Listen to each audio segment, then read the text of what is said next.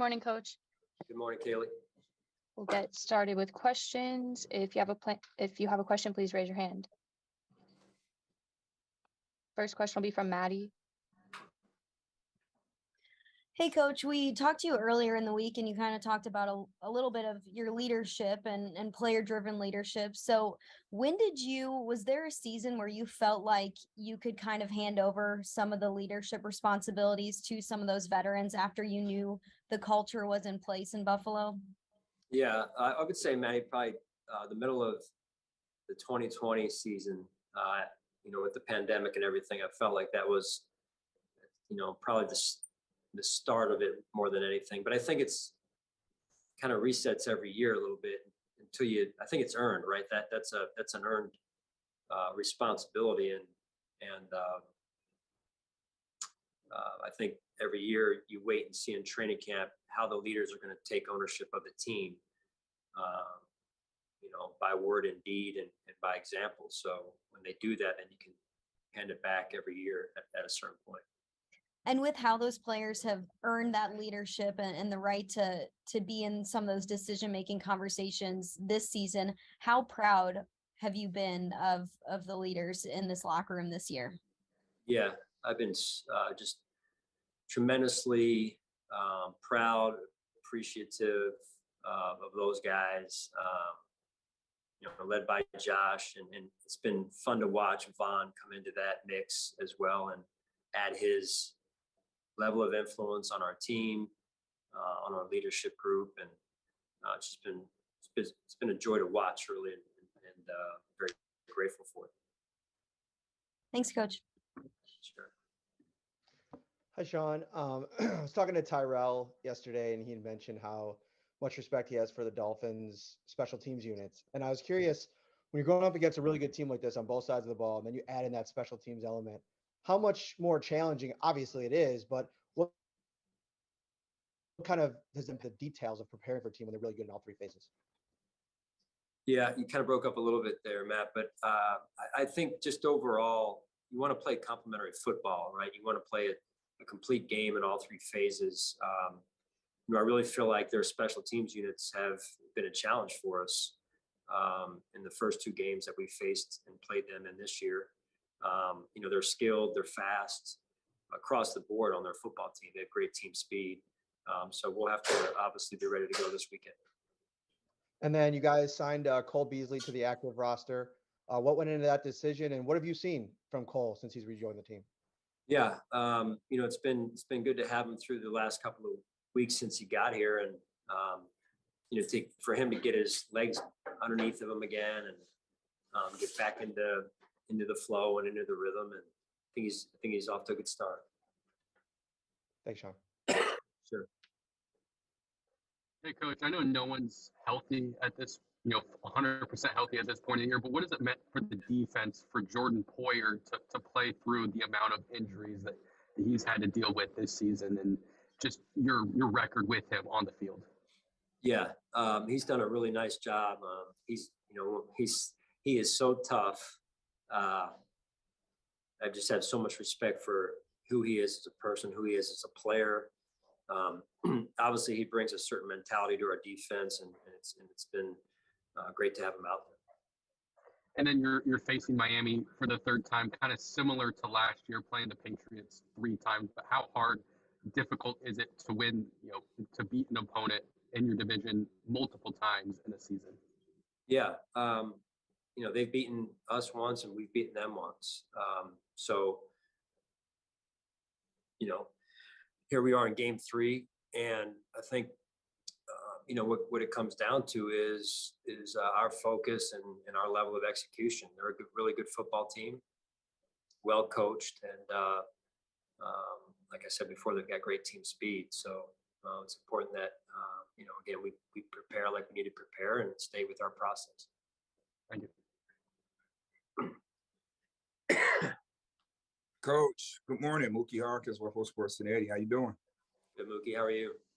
I'm good. Thank God it's Friday, right?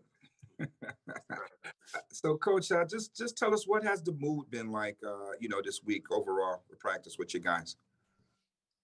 Yeah, I mean, they're, I would say, pretty pretty much, a normal week for us of preparation, a normal focus. We'll go out there in a few minutes here to practice on our Friday and continue to try and add detail to the game plan.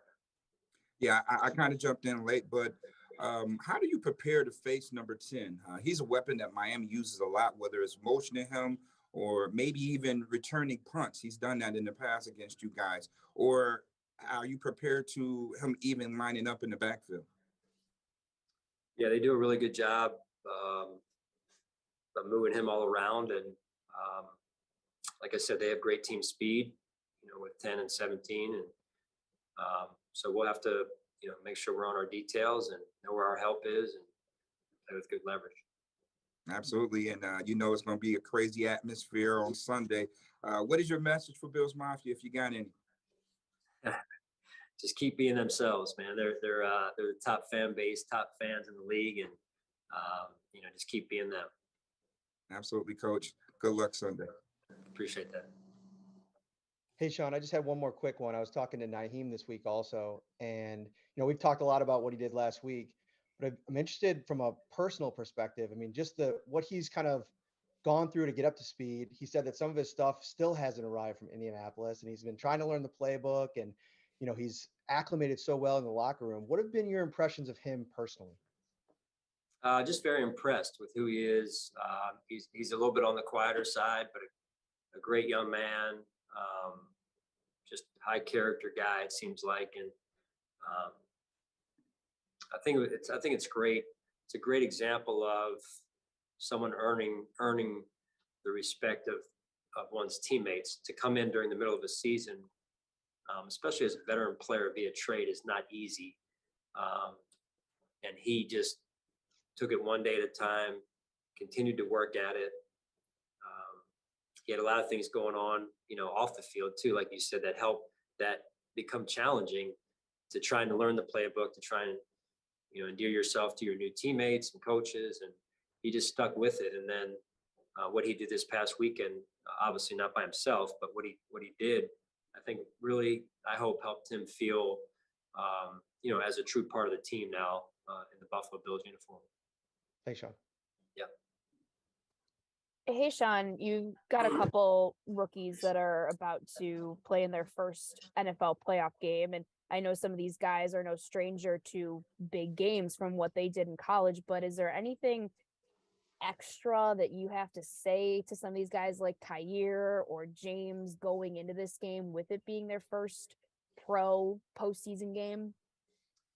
Yeah, I mean, I think generally, no, but specifically yes, if that makes sense. Micah and we kind of got that out of the way on Monday with Micah in the leadership role that he's in, taking some time with our younger players and sharing his wisdom on kind of tips for playing and executing in the playoffs. So I know that was a big help to me, and I hope to them as well.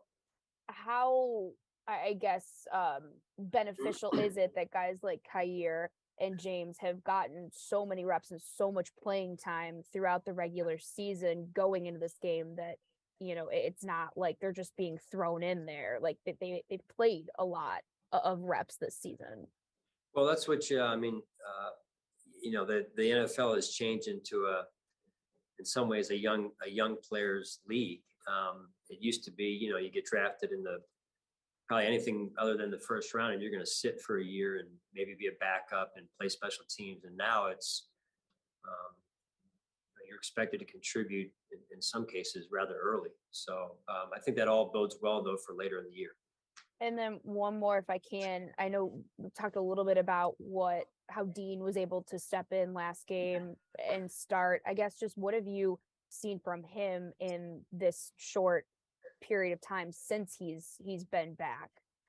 Yeah, it's been fun to watch him rekindle some of the at least in-person friendships that he's had. Even though he's kept those friendships and relationships, to see him reunite in person with guys that he's been friends with for so long here. And then on the field, just, I applaud him. He waited his turn, and never got his chin down. I'm sure it was, frustrating at some points. And now for him to be able to play, I think is a great example of just putting the team first and then being ready when your number's called. I think is a great example of just putting the team first and then being ready when your number's called. Thanks, Sean. Appreciate it. Yep. That's all for today. Thanks, Coach. All right. Thanks, guys.